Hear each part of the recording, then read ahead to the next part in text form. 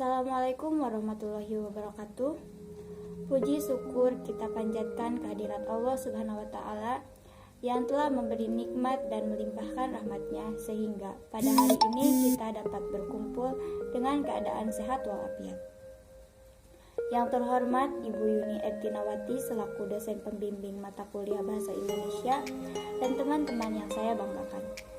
Pada kesempatan kali ini, izinkan saya Eva Safatul Ajijah dari tingkat 1B Rekam Medis dan Informasi Kesehatan Poltekkes Kemenkes Tasikmalaya.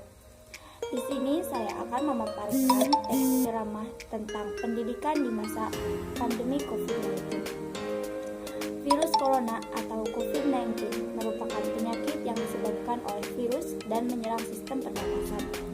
Virus corona ini merupakan virus yang pertama kali ditemukan di daerah kota Wuhan, China pada akhir Desember 2019. Virus ini mampu menginfeksi sistem pernapasan manusia melalui cairan seperti tetesan atau droplet ketika orang yang terinfeksi bersin atau batuk dan melalui benda yang terkontaminasi.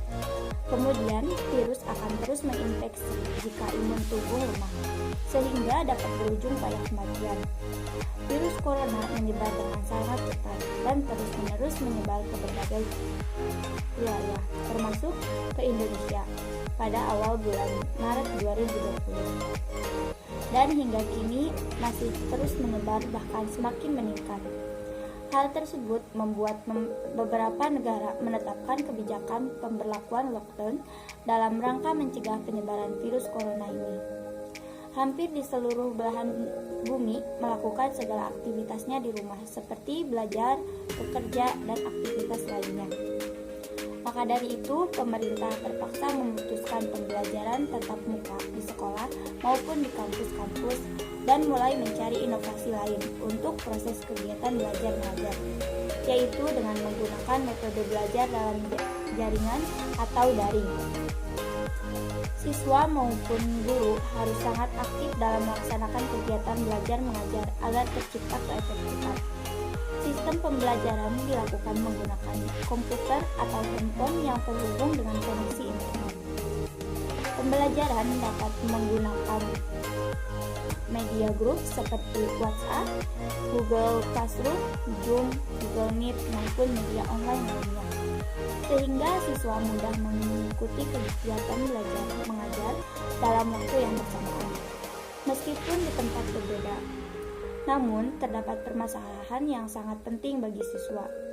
Jam berapa mereka harus belajar dan bagaimana data atau kuota yang mereka miliki. Sedangkan ada di antaranya orang tua mereka yang berpenghasilan rendah atau dari kalangan menengah ke bawah.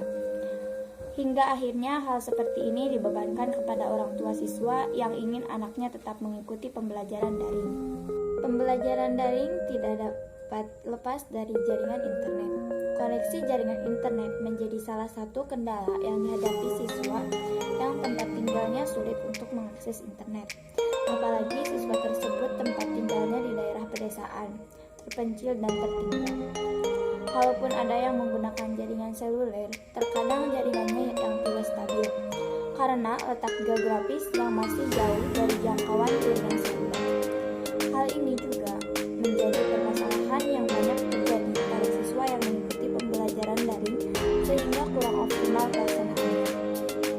Perlu disadari bahwa ketidaksiapan guru dan siswa terhadap pembelajaran daring juga menjadi masalah.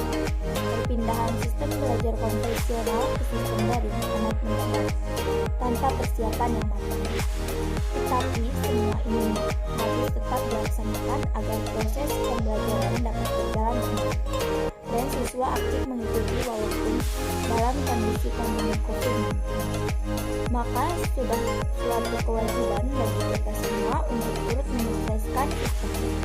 Bahkan dalam keadaan yang terbatas, kegiatan pembelajaran harus tetap dilaksanakan dari manapun caranya. Karena tanpa pendidikan yang berjalan bangsa, kita terancam mengalami gap generasi. Keadaan di mana satu generasi tertinggal pengetahuan dan kompetensinya akibat dari hak pendidikan yang tidak tersampaikan. Di masa seperti ini, tugas guru yang tidak boleh berhenti mengajar sama pentingnya dengan para pekerja kesehatan yang berusaha menyelamatkan nyawa para pasien. Karena para guru dan pejuang pendidikan lainnya harus menyelamatkan masa depan generasi penerus bangsa. Begitu pula pada siswa yang ikut turun berpartisipasi penuh dalam pembelajaran daring dan tetap mengikuti protokol kesehatan agar pendidikan dan kesehatan dapat terjaga sejalan dengan manfaat lain yang akan menghampiri pula. Demikian yang dapat saya sampaikan, semoga dapat bermanfaat bagi semua. Mohon maaf yang sebesar-besarnya jika ada kalimat dan kata yang kurang berkenan serta kurang layak didengar. Terima kasih atas perhatiannya. Wassalamualaikum warahmatullahi wabarakatuh.